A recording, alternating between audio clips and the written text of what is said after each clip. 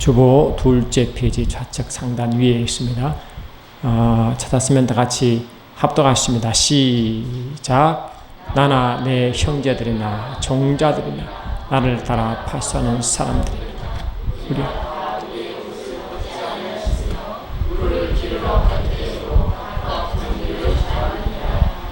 아멘. 여러분 느헤미야 선지자 아십니까? 눈물의 선지자 느헤미야. 이스라엘 백성이 하나님의 말씀을 떠나 우상을 섬길 때에 하나님이 하나님 마음을 가지고 백성들에게 선포한 이가 예레미야 선지자입니다. 하루는 하나님이 예레미야에게 이렇게 말씀하십니다. 예레미야야, 너는 띠를 가지고 유브라데 강에 가서 거기에 묻어 놔라 그랬어요. 그래서 예레미야는 말씀에 순종해서 띠를 이제 유브라데스 강, 저 바벨론과 유대의 땅 그 사이에 있는 경계에 그 강에 묻어 놨어요. 그리고 얼마 지나 주님 다시 말했습니다. 예레미야 가서 그 땅을 파서 그 띠를 가져와라 그랬어요. 그러니까 가서 파서 꺼내보니까 그 띠가 썩어버렸습니다. 그래서 그 띠가 썩으시니까 허리에 찰 수가 없죠. 그 띠는 허리에 차도록 한 역할인데 그 띠가 썩었으니까 찰 수가 없는 것입니다. 하시고 하신 말씀이 이렇게 말씀하셨어요. 나 여호와가 말하노라. 내가 유다의 교만과 예루살렘의 큰 교만을 이렇게 섞게 하겠다. 이 악한 백성은 나의 말을 듣기를 거부하고 자기들의 마음에서 나오는 대로 고집대로 살고 있다. 또 다른 신들을 쫓아가서 그를 섬기며 경배하고 있다. 이제 이 백성은 전혀 쓸모없는 이 띠와 같이 되고 말 것이다. 이렇게 경고하신 거예요. 여러분 이스라엘 백성들이 출애굽할 때 뭐라고 주님이 명령했습니까? 너희는 그것을 이렇게 먹을지니 허리에다 띠를 띠고 신을 신고 손에 지팡이는 잡고 급히 먹어라. 이것이 여호와의 유월절이니라 이렇게 했어요. 이 유월절을 너희 자손은 대대 기념하여 지킬지니라 해서 이스라엘 백성은 지금도 유월절 열기를 지키고 있어요. 어떤 모습으로 유월절을 지키느냐? 띠를 허리에 두르고 신발을 신고 손에 지팡이를 들고 급히 먹고 달려가는 그런 모습이에요. 이런 모습이 어떤 모습입니까? 군대가 전쟁을 위하여 출정하는 모습이에요. 그래서 하나님 이스라엘 백성들을 나의 군대라고 말했습니다. 저들은 나의 군대니라. 나의 장자이자 나의 군대라고 선포했어요. 그래서 이스라엘 백성은 출애굽을 하자마자 군대처럼 나아가기를 원했습니다. 나아가기를 원했습니다. 이스라엘 백성이 출애굽할 때, 애굽에서 나올 때 하나님은 그들에게 어린 양을 잡았어. 가족 수대로 먹고 피를 인술주에 바르고 그 고기를 완전히 삶아서 다 먹으라 그랬어요. 꺾지도 말고 다 먹어라. 선 나물과 함께 먹어라 하시고 그 먹을 때의 모습이 뭐라고요? 이런 모습으로 먹으라 하는 거예요. 이런 모습으로. 여러분 저와 여러분 예수를 믿고 이제 세상에 살아갈 때 주님은 유월절 절기 비유화해서 살아가라고 말한 점이 있습니다. 저와 여러분 예수를 믿고 이제 세상에서 세상 애국 같은 세상에서 주출받아 살아갈 때 저와 여러분도 이런 모습으로 살아가라고 선포했습니다. 여러분 우리가 알다시피 어린 양을 통째로 먹는 것이 뭡니까? 어린 양은 예수 그리스도를 말하는 의미입니다. 예수를 먹으라는 것입니다. 그것도 대충 먹지 말고 불에 구워서 완전히 먹으라는 것입니다. 소화가 잘 되도록 선나물과 함께 먹으라는 것입니다. 여러분 그 말씀을 주고 그렇게 가라 그랬어요. 여러분 저와 여러분 예수님을 믿고 있습니까? 예수님은 원래 말씀이신 하나님이세요. 그 말씀을 완전히 성령으로 익혀서 성령이 소화자가 되어 완전히 흡수하라고 먹으라는 것입니다. 매 순간순간 그들이 말씀이 살아 역사하게, 말씀이 그냥 빠져 뒤로 나가는 것이 아니라 우리 속에 뼈가 우리 살과 피가 힘이 되어 영양제가 되어 그 힘이 발휘하도록 가라하는 것입니다. 우리가 살아갈 때 이 말씀이 삶 가운데 힘이 되지 못하고 우리 살아갈 때 문제 해결의 수단이 되지 못하고 말씀이 죽어 있으면 우리는 주의 말씀을 따르지 않는 것입니다. 영적으로 유월절 행사를 지키지 않는 것입니다. 여러분 느헤미야 오늘 읽었습니다. 이 느헤미야는 이제 예레미야가 하나님의 말씀의 경고대로 이스라엘 백성은 그 끈이 풀어져서 결국 저 바벨론을 끌려갔습니다. 그리고 70년이 다 차서 돌아오게 할 때 주신 말씀이 이 말씀이에요. 여러분 우리가 이스라엘 백성들이 나올 때 허리로 이를 띠라는 것은 우리가 이미 잘 알다시피 주께 우리에게 말씀하시죠. 너희는 전신갑주를 입어라. 아멘. 전신갑주를 입어라. 할 때 전신갑주를 입을 때 허리는 뭐로 동요매는 것입니까? 무슨 띠로 동요매는 것입니까? 진리의 허리띠인 것입니다. 진리의 허리띠로 동요매는 있습니다. 그리고 진리의 허리띠를 매야 이 띠가 썩지 않습니다. 다시 말하면 진리는 예수님이 자신이 있습니다. 다시 말하면 저와 여러분이 예수님과 말씀이 하나 되어 똘똘 뭉쳐있으라 이 명령이 있습니다. 말씀과 하나가 되어 있는 것입니다. 주님이 이 땅에 계실 때 기도하셨죠. 그날에 내 아버지가 내 안에 계신 것이 내가 너희 안에 있겠다. 그리고 너희들이 서로 아버지가 내 안에 내가 아버지 안에 하나 됨같이 너희도 하나가 되어 우리 안에 있게 하사 이렇게 말씀했잖아요. 그 주님의 그게 간절한 기도였어요.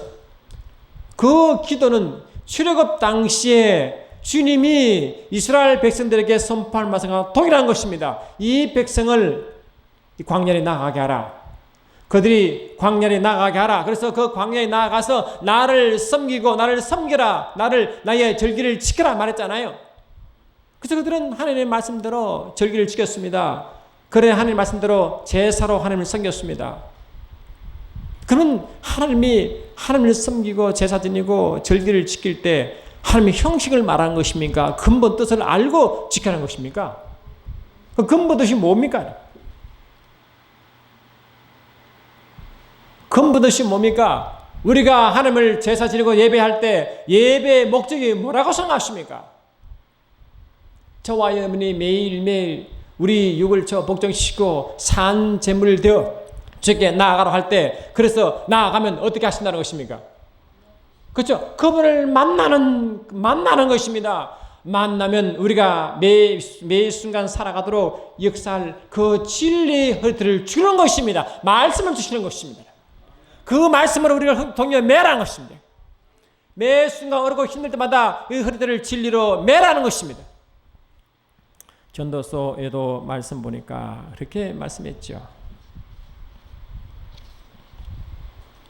한 사람이면 패하고 끼르와 두 사람이면 맞설 수가 있나니 세 겹줄은 쉽게 끊어지지 아니하니라 하심으로 서로 연합하라. 이 세깁은 삼위일체 하나님의 한 분 것처럼 완전하라는 명령인 것입니다. 그러니까 이 서로가 서로 하나가 되어 내가 완전한 같이 너희도 완전하라는 명령이 삼겹줄의 명령인 것입니다. 이것이 허리띠입니다. 우리 진리 허리띠를 믿습니다. 여러분 주님은 우리에게 전신갑주를 입으라 말씀하시고 아멘. 전신갑주를 왜 입습니까? 전신갑주는 적이 신호가 입는 거 아니겠어요? 적이 있죠. 그러면 이 적이 공격하기 때문에 공격을 막으려고 입는 것입니다. 할렐루야. 그런데 주님은 이 적을 저와 여러분들이 이미 예수를 믿는 순간부터 전신갑주를 입게 만들었습니다. 입었기 때문에 그를 제대로 입고 유지하기만 하면 합시다. 입고 유지하기만 하면 저건 절대로 우리를 공격할 수 없도록 되어 있습니다. 문을 열어주지 않은 한 저와 여러분은 반드시 모든 적으로부터 보호받도록 되어 있습니다. 그들은 우리를 공격할 자격이 없습니다. 그는 합법적 권세도 없습니다. 우리가 문 열어줘 그들에게 합법성을 부여하기 전까지는 우리를 공격할 수 없도록 되어 있습니다. 그런데 우리가 문을 열어준다는 것은 뭡니까? 이스라엘 백성들이 출애굽하여 하나님의 말씀대로 살지 못하고 바벨론으로 끌려갔습니다. 그래서 70년 지나 다시 돌아오게 할 때 하나님이 그들에게 뭘 말씀하시느냐? 느헤미야를 통하여 성전의 벽을 쌓으라고 명령했습니다. 성전 벽을 쌓아라. 그게 느헤미야의 하나님 받은 감동이었어요. 원래 느헤미야는 뭐 제사장도 아니고 그냥 하나님 백성 중에 한 사람이었습니다. 그런데 하나님이 그를 은혜를 주셔서 그 당시에 바벨론의 왕, 페르시아 왕의 수를 따르는 관원이 되셨어요. 그런데 이 느헤미야는 그 마음이 항상 이 자신의 조상, 자기의 조상들이 이 예루살렘에서 다시 끌려올 때 그 아픈 마음을 간직하고 있었습니다. 그러니까 늘 혹시 예루살렘에 갔다가 돌아온 사람들이 자기 고향의 소식을 가져올까 늘 물어봤어요. 근데 누가 그랬어요? 내 고향이 어떠냐 물어보니까 여기 보시오. 말도 마시오. 응? 예루살렘에서 완전히 다 회파되어 버리고 백성들은 늙은이와 어린이만 있어 아주 모습이 참혹합니다. 그 소리를 들으니까 마음이 얼마나 아픈지 몇 날 며칠 울고 기도했다고 되어 있어요. 자기는 느헤미야는 그냥 살아가는 삶은 비록 적의 포로로 와 있지만 삶은 풍성합니다. 먹고 마시는 문제는 전혀 해결되어 있습니다. 여러분 먹고 마시는 문제가 해결됐다고 하나님이 향한 마음을 잊으면 안 됩니다. 내가 살아갈 때 다 일이 잘 되고 자식이 잘 되고 내 문제가 다 해결됐다고 할렐루야 하면 안 됩니다. 진실로 주의 마음을 읽을 줄 아는 자가 진실로 주를 사랑하는 자를 좀 믿습니다. 여러분 느헤미야 1장을 잠깐 펴보십시다. 느헤미야는 구약 앞쪽에 있습니다. 727쪽 한번 보세요. 아멘. 구약 725쪽 보니까 느헤미야 1장 2절 3절 4절 한번 제가 읽을 테니까 들어보시기 바랍니다. 느헤미야 1장 2절 내 형제들 가운데 하나인 하나니가 두어 사람과 함께 유다에서 내게 이르렀기로 내가 그 사로잡힘을 면하고 남아있는 유다와 예루살렘 사람들의 형편을 부른즉 그들이 내게 이르되 사로잡힘을 면하고 살아남아있는 자들이 그 지방 거기에서 큰 환난을 당하고 능력을 받으며 예루살렘 성은 회무러지고 성병 문은 불탔다 하는지라. 내가 이 말을 듣고 앉아서 울고 수일 동안 슬퍼하며 하늘의 하나님 앞에 금식하며 기도하여. 오늘 장로님 기도할 때 마음이 많이 좀 동해집니다. 우리가 이 땅에 살아갈 때 이 나라 이 민족이 말이죠. 그런 모습으로 지금 달려가고 있습니다. 이 나라가 힘들으면 우리도 북한처럼 예배 못 드립니다. 수용소로 끌려갑니다. 70년 넘도록 지금 그 수용소 죽은 예수 민자들 얼마나 많은지 우리가 어떻게 합니까? 북한 정책에 반대 무조건 끌려갑니다. 사상 검증받고 그래서 끌려갑니다. 그러니 이 나라가 다 그것은 뭐고 이스라엘 백성이 바벨론을 끌려온 이유가 뭡니까? 이스라엘 범죄함 때문에 그런 거죠. 그러니 느헤미야가 그 소식 듣고 얼마나 마음이 아픈지 그냥 몇 날 며칠 금식하며 울고 있는 거예요. 근데 이 왕이 이 느헤미야의 직책이 뭡니까? 왕 앞에 술을 따르는 자거든요. 술 관원입니다. 그러면 왕 앞에서 술 따르는 관이나 떡을 주는 관원장은 왕에게 기쁨을 주는 조예요. 기쁨조예요. 기쁨조 쉽게 말해요. 그러면 왕 앞에서 이러면 슬픔을 지면 죽는 겁니다. 근데 그 깊은 마음곳에 이 슬픔이 있으니까 아무리 얼굴을 웃게 하려도 얼굴이 기쁨이 안 나오는 겁니다. 근데 왕이 그를 알아버렸어요. 근데 왕은 느헤미야를 너무 아꼈습니다. 비록 적군의 노예였지만 자기 술단하는 관원에 올릴 만큼 신뢰했습니다. 근데 얼굴이 숱이 많으니까 물었어요. 무슨 일이냐 하니까 속일 수 없어서 이런 자기 고향 유다의 이야기를 한 것입니다. 그러니까 왕이 그랬어요. 내가 무엇을 해주길 원하느냐. 왕이시여 만세 무강하소서. 원하시면 나를 보내어 내 고향의 성전의 문을 달고 오게 하소서. 그랬어요. 하나님의 기쁨을 올렸습니다. 그런데 그 말을 듣고 왕이 감동을 받았어요. 가라 그랬어요. 가라. 그래서 고향에 와 보니까 성벽이 다 무너졌어요. 진짜 다 무너졌어요. 근데 마음이 얼마나 아프겠어요. 아니 얼마나 아프겠어요. 그래서 밤 몰래 이 나귀를 타고 성벽을 다 돌아봤어요. 그러니까 막 무너지고 쏟아지고 거기 성벽이 흐른 지가 150년이 넘었어요. 조사해 보니까. 그러니까 150년 동안 허물어져 있었으니까 이 형체가 남았겠어요. 그럼 마음이 얼마나 아프겠어요. 그래서 느헤미야가 기도하는 마음으로 성벽을 사는 준비를 합니다. 그때 그 원수가 가만히 있겠어요? 하나님 일을 시작하는데 이 사단이 가만히 있겠습니까? 사람을 통하여 하나님의 사람을 통하여 일하시고 동시에 사단도 사람을 통하여 방해합니다. 사마리아의 산발락 사람, 암몬 사람의 도비야, 아라비아 사람 세겜, 아스돗 사람 이런 동서남북이 다 사방으로 예루살렘 성을 뺑 돌고 이 느헤미야를 방해하기 시작합니다. 어떤 데는 그들은 조롱하기도 하고 빈정대기도 하고 위협하기도 하고 무력 시위까지 합니다.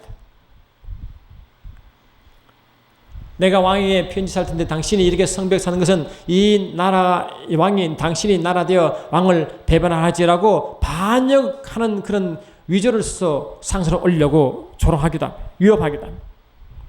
그러니까 두려움을 주고 시리에 빠지게 만들고 강요하고 타협하고 간사하고 중상모략 거기다가 느헤미야에 있는 자기 백성까지 돈을 매수해서 반역시켜요. 그러니까 온갖 정의를 다 동원하여 성벽 건축을 막았어요. 그때 느헤미야가 하나같이 한 일이 뭔지 아십니까? 하나같이 한 일은 오직 기도함으로 달려갔습니다. 이 아침에 다 말할 수 없어요. 근데 느헤미야는 하나님의 고향으로 와서 성벽을 쌓기 위한 기도도 함으로 하나님의 감동하심으로 그 바벨론 왕을 감동시켰고 또 와서 그 자기 원수들이 성벽 사는 것을 그렇게 다양한 방법으로 방해하니까 그 모두도 주님 저들의 행을 아시오니 저들의 행위를 주님 직접 갚아달라고 기도하는 것입니다. 힘을 다해야 기도하는데 여러분 느헤미야 4장 잠깐 보세요. 기도를 어떻게 하느냐. 느헤미야 4장을 보니까 이렇게 많은 기도 가운데 이렇게 있습니다. 4장 9절 한 절만 보십시다. 느헤미야 4장 9절 아멘. 신약 구약 731쪽을 보니까 느헤미야 4장 9절 시작. 우리가 우리 하나님께 기도하며 그들로 말미암아 파수꾼을 두어 주야로 방비하는데 그러니까 이 느헤미야는 주님께 기도하며 주님이 주신 지혜와 방법으로 실제로 실천을 하기 시작합니다. 그 실천이 뭡니까? 그 일하는 사람들을 방비 그러니까 그 일일이 일을 하면서 뭡니까? 칼과 창을 막혀서 같이 그 방비 보호하기를 서는 것입니다. 그래서 낮에는 그들은 뭐냐면 낮에는 실제로 일하고 여러분 느헤미야 4장 23절 한번 보세요. 23절 보니까 시작. 나나 내 형제들이나 정자들이나 나를 따라 파수하는 사람들이니 나 우리가 다 우리 옷을 벗지 아니하며 물을 기르러 갈 때도 각각 병기를 잡았느니라. 할렐루야. 그러니까 그들은 한 손에는 일을 하고 또 한 손에는 병기를 잡고 그러니까 밤에는 보초를 쓰고 낮에는 또 일하고 그렇게 밤낮없이 일을 했어요. 그래서 52일을 걸쳐서 성벽을 완성합니다. 그러면 성벽이 있으면 성벽이 있고 문이 있으면 문을 다는데 예루살렘 성전이 있고 뒤에 성벽이 있고 성문이 있죠. 그러면 성벽과 성문의 역할이 무엇입니까?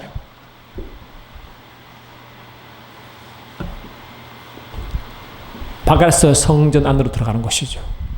또 안에서 바깥 나오는 게 그 문이죠. 저와 여러분이 이제 성전이 되었습니다. 그러면 이 성전이 되었으면 저와 여러분에 있는 성전의 성벽은 어떤 역할이 됩니까? 내 안에 계신 주의 영향이 나가도록 만드는 것입니다. 그리고 무엇이 들어오지 못하도록 막는 것입니까? 세상의 것이 사단이 들어오지 못하고 문을 열어주면 안 됩니다. 근데 이 악한 세력들은 각양각모양으로 우리 성전문을 닫는 것을, 성전문을 열도록 방해하는 것입니다. 닫지 못하도록.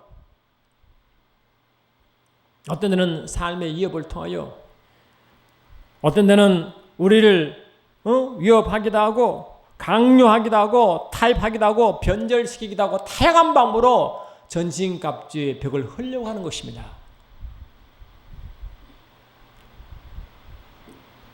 저는 이 목회를 주님이 하게 하셔서 하는데, 여러분도 아마 여러분 자식을 키우면 자신의 기도보다 자식 기도 더 하죠. 여러분 장님이 안 그렇습니까? 매일 영국에 있는 자녀, 중국에 있는 자녀 기도 안 하십니까? 저는 여러분 기도하는 게 우리 자녀보다 더 기도합니다.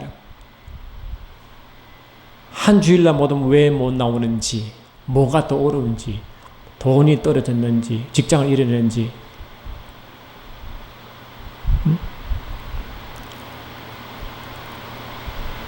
그래서 기도는 뭐겠어요? 제가 기도하지만 본인들이 전시갑들을 잊고 문을 열어주면 안 됩니다. 문을 열어주는 경우는 뭡니까? 내 안에 있는 주님이 바깥으로 나가도록 만드는 것이 문을 열어주는 것입니다. 외부의 영향을 닫게 만드는 것입니다. 그러므로 우리는 성벽을 헐면 안 됩니다. 여러분.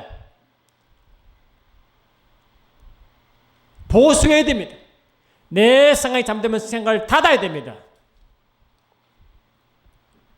우리 주님은 이 땅에 오셨을 때 그냥 세상 방식으로 살라고, 야 이렇게 하면 기쁜 거야, 저렇게 하면 기뻐 해서 세상 기준으로 평강을 주러 온 것이 아닙니다.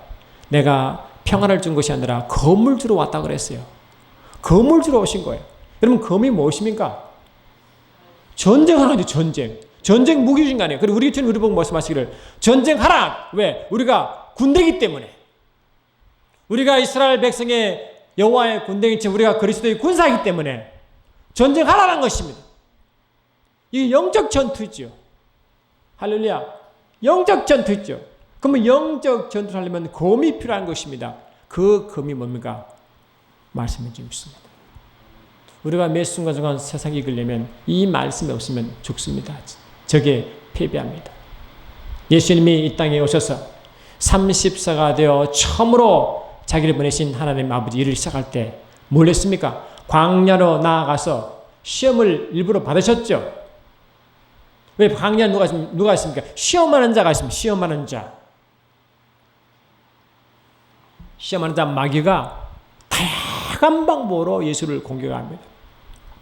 그런 삶을, 영적인 그런 삶을 설명하시기 위하여 주님 본인께서 실에 그 길을 가신 거예요. 너희들이 살아가는 삶은 내가 다 미리 보여줄게. 너희들은 광야의 삶을 살게 되어 있느니라. 그 광야의 삶은 반드시 시험하는 자가 있느니라. 우리가 육으로 생각해서 그냥 가면 괜찮을 것 같습니까? 여러분, 우리가 육체로 살아가고 환경에 살아갈 때 우리가 잊지 말아야 할 사건은 영적 존재가 있다는 사실입니다. 잊으면 안 됩니다.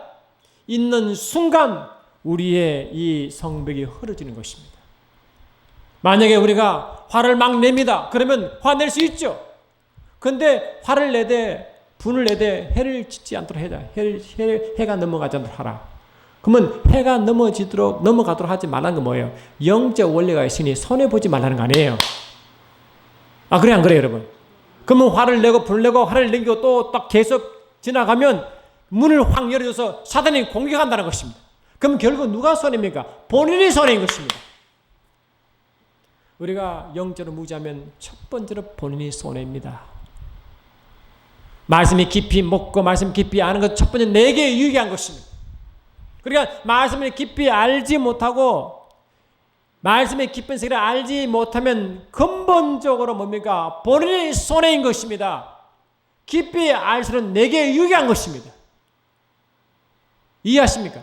그러니까 말씀 먹기를 게을리하면 안 됩니다. 기도를 게을리하면 안 됩니다. 여러분이 직접 여러분 자신이 손해를 보는 것입니다. 도둑이 오는 손 도둑질하고 죽고 멸망시킬 것뿐이요. 내가 온 것은 양으로 하여금 생명을 얻게 하고 더 풍성히 얻게 하라 하심이라 하고 있어요. 우리 주님이 계속 나와야 관계를 맺으면 내게 유익합니다. 내가 살만합니다. 내가 승리하게 되어 있습니다. 내가 모든 일이 형통하게 되어 있습니다. 그러나 내 예수 그리스도가 아니라 사단의 문을 열어주면 내 삶사가 망가지는 것입니다. 내 건강이 망가지고 내 마음이 망가지고. 여러분 보세요. 여러분 이 세상에 주님 오시기 전에는 로마서 13장 12절 보니까 이렇게 돼 있어요. 주님 오시기 전에는 뭐가 있어요? 주님 오시기 전에는 어둠이 깊이 이제 온다고 돼 있어요. 깊은 어둠이 온다고 했어요. 로마서 13장 12, 13 보니까 밤이 깊고 낮이 가까웠으니 아멘. 밤이 깊고 낮이 가까웠으니 그러므로 우리가 어둠의 일을 벗고 빛의 갑옷을 입자. 이게 전시갑주 아닙니까? 그러면 밤이 깊어질수록 전신갑주를 아주 깊이 입으라 입고 있으라는 거예요. 무너지지 말라는 것이거든. 성벽을 헐게 하지 말라는 것이거든 지금요. 이 뜻이죠.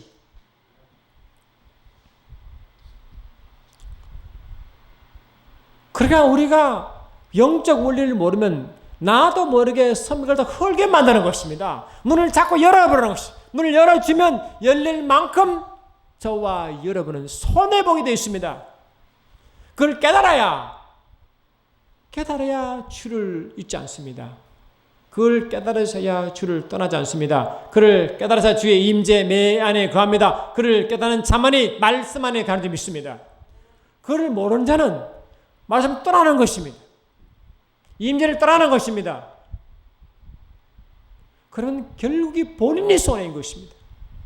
마지막 때수록 사단은 점점 깊은 어둠을 창출하기 때문에 우리 어린애들이요, 젊은이들이 요새 점점 정신병이 많이 듭니다. 왜 그런지 아십니까? 영적으로 공격당해서 그렇습니다. 영적으로 공격당합니다, 여러분. 그러면 자녀를 위해서 여러분 비싼 기도해야 되겠어요? 안 해야 되겠어요? 해야 됩니다. 자녀가 예배를 나오지 않냐고 기도하지 않으면 여러분 영적 위기감을 여러분 느껴야 됩니다. 자신이 느껴야 됩니다. 자녀들이 그런 위험에 노출되면 많은 부분이 가정과 사람의 공격을 통해서 그렇게 됩니다. 본인은 그를 이길 수 있는 힘이 없고 신앙이 없기 때문에 모든 공격에 다 노출되어 있습니다. 그거를 아는 부모는 자녀를 위해서 비싼 기도하게 되어 있습니다. 기도 안 할 수가 없어요. 이해하십니까? 자녀에게 그냥 잘 대주고 뭐 선물 사주고 그게 다가 아닙니다. 영적 원리가 그 뒤에 있기 때문에 영적으로부터 공격당하지 않도록 성벽을 헐도 않도록 성벽을 고쳐야 되는 데 믿습니다. 허리띠는 하나님과의 관계를 하나 되게 하시고 성도의 관계를 하나 되게 하는 줄 믿습니다. 그런데 그 허리띠가 썩어버리면 무엇으로 하나 되게 합니까? 말씀이 헛되고 말씀이 없는데 무슨 수로 허리띠를 맬 수 있습니까?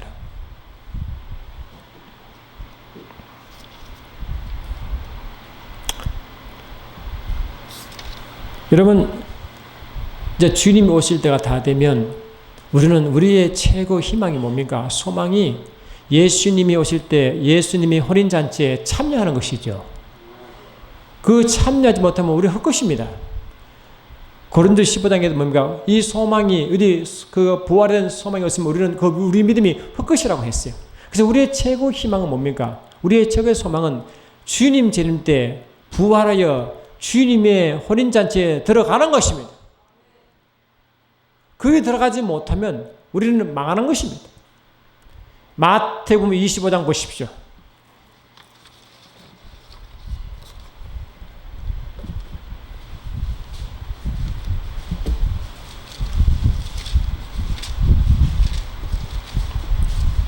마태복음 25장 보니까 우리가 잘 아는 말씀 아니겠습니까? 마태복음 25장 12, 13 같이 있습니다. 마태복음 25장 12, 13 찾았습니까? 아멘. 시작. 대답하여 이르되 우리가 진실로 너희에게 이르노니 내가 너희를 알지 못하노라 하였느니라. 그런즉 깨어있으라. 너희는 그 날과 그것들을 알지 못하느니라. 우리의 가장 절망은 뭐예요? 주님이 오셨는데 야, 너 모른다. 이게 가장 절망 아니겠어요? 그렇죠.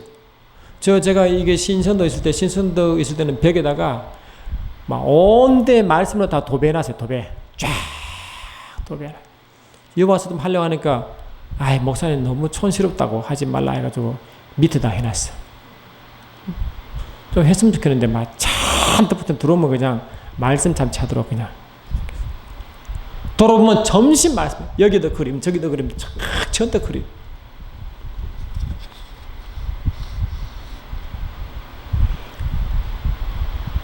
그들은 지구보다 좀 작아도 들어가면 말씀 잔치집이요. 말씀밖에 없어. 들어가면 여기다 말씀 저기다 말씀 그럼 여기다 그림 저기다 그림. 그래야 심심하면 이리 보면 안 볼 수가 없어. 그림 봐야 되고 봐야 되고.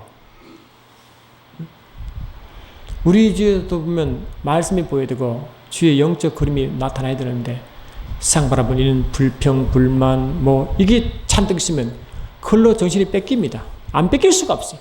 우리의 삶이 항상 그래.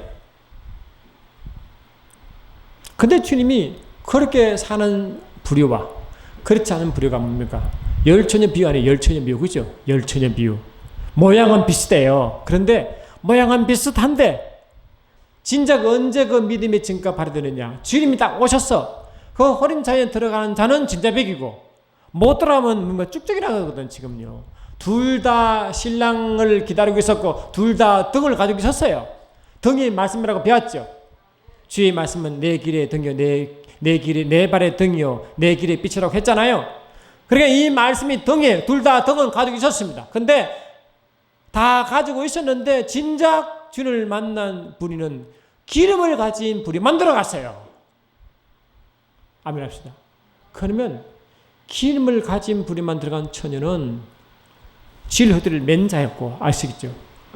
그 진리 흙들 진 것이고 이 매진 못하는 건 뭔가 썩은 띠를 가지고 있는 것이 진리 흙들이 아니라 썩은 띠지 썩은 띠.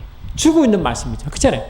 죽어 있는 말씀을 갖고 있었어요. 그러니까 죽어 있는 말씀은 모양은 비슷했지만 결국 그 주님과의 상관없는 자입니다. 나는 너와 상관없느니라. 그리고 하시 말씀이 그런즉 깨어있어라 라고 말씀해요. 깨어있어라. 깨어있어라. 이 깨어있는 게 뭡니까? 밤에 잠을 안 잔다십니까? 무슨 뜻입니까? 영적으로 깨어있는 거 아니겠어요? 그리고 영적으로 깨어있지 못하면 저도 여러분도 앞으로 좀 살기 힘들 것입니다. 우리 자녀에게 훈련을 안 시키면 여러분 자녀가 사단의 공격에 그냥 문을 다 열어놓는 것입니다. 집중 공격하는 것입니다. 무슨 수로 자녀가 이길 수 있습니까? 예배 제대로 드리지 않고 말씀 제대로 받지 않고 기도하지 않은 자녀가 무슨 수로 이길 수 있겠어요, 여러분? 그리고 구하는 것이 늘 땅을 구하고 세상을 구하는데 무슨 수 하나님 역사에서 하나님 보호할 수 있습니까? 저와 여러분은 진실로 우리 성도를 사랑하고 자녀를 사랑한다 그러면 기도하게 만들어야 되고 말씀 붙들게 해야 되고 예배에 참여하도록 해야 되는 것입니다. 그래야 그들을 위하는 줄 믿습니다. 그냥 내버려 두면 그들을 내팽개치면 그들 영혼을 내팽개치는 것과 똑같습니다. 그 책임은 어쩌면 저와 여러분이 감당해야 될 줄 모릅니다. 여러분 말씀하고 마치면 시간이 없는데 여러분 기도원 300요소 아시죠? 하나만 찾고 우리가 기도 좀 했으면 좋겠습니다. 사사기 7장을 잠깐 봤어요. 사사기가 구약 앞쪽에 있습니다.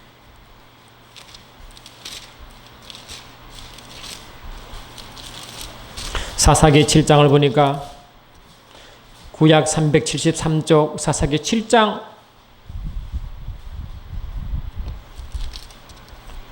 6절 7절 같이 있습니다. 사사기 7장 6절 7절 찾았습니까?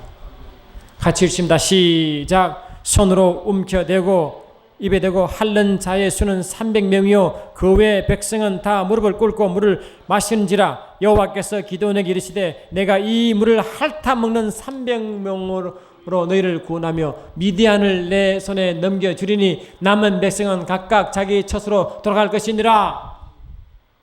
사사시대는 하나님의 말씀을 떠난 백성들이 말씀 떠나니까 하나님의 진노가 임해서 원수가 와서 괴롭히니까 다시 회개하니까 하나님이 그 진노를 거두시고 보호하시고, 그래 그들 또 망각하게 잊으니까 또 다시 배반하고, 이게 계속 반복되는 것입니다. 그때 하나님이 사람을 세워서 그들을 구원한 장면이에요. 이 기드온이 그 중 한 사람인데, 이제 미디안 족속이 들어와서 이스라엘 백성이 막 고통 주니까 괴로우니까 또 막 하니까 주님이 또 긍휼히 여기셔서 이 기드온을 세웠어요. 미디안 백성을 내게 손에 붙이겠는데, 그러니까 사람들이 모여들었습니다. 미디안 중심도 그때 모여들 때 그때 32,000명이 처음 모였어요. 그때 그랬어요. 여러분 앞에 읽을 시간 없지만 너희들 가운데 두려워한 자가 있느냐? 두려워한 자로 가라고 했어요. 그러니까 10,000명이 남았어요. 그리 22,000명이 두려워서 도망갔어요. 10,000명이 모였는데 주님이 했어요. 이들 쉬마라. 물가로 데려가라 해서 물을 먹게 했어요. 했는데 두 부류죠. 두 부류. 한 부류는 목이 마르니까 허벅저금 그냥 배드 깔고 물을 마시는 부류가 있고, 한쪽은 무릎을 세워서 손에 물을 떠서 핥아 먹는 부류 있었어요. 그래서 이 허겁지겁 물 마시는 백성들은 다 보내고 무릎을 꿇지 않고 무릎을 세워 손으로 물을 핥아 먹는 300명을 세워라 했어요. 그 뜻이 무엇입니까?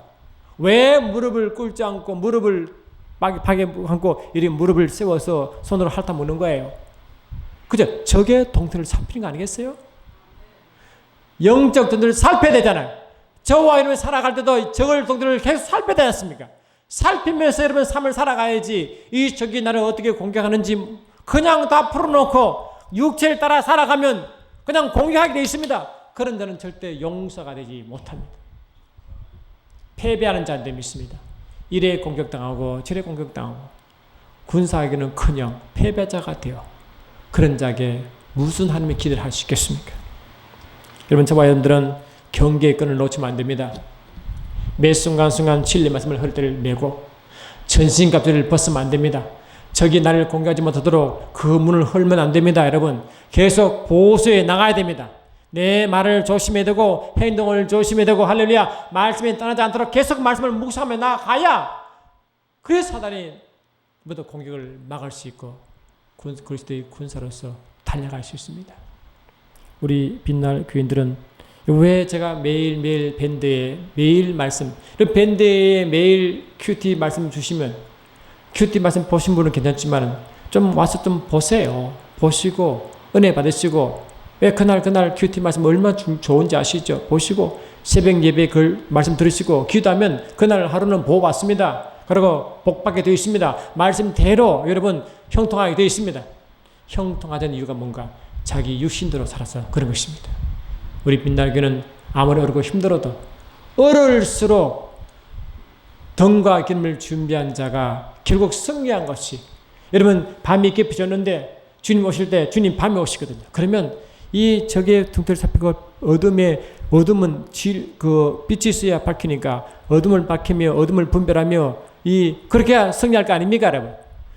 어디 마도 어두운지도 뭔지 모르고 그냥 퍼져 보이는 그 기름 없는 그 다섯 처녀는 실제로 하나님 백성이 아니라는 것입니다.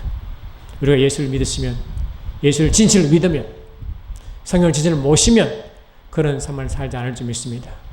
우리가 매 순간순간 내 자신을 위해서도, 내 자녀를 위해서도, 교회를 위해서도, 나라와 민족을 위해서도 기도할 줄 믿습니다.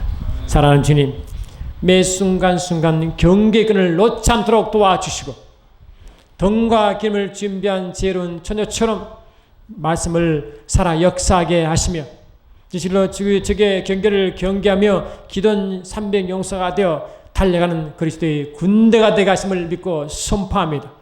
말씀이 매 순간 우리를 살리고 승리로 영광 돌리게 하옵소서.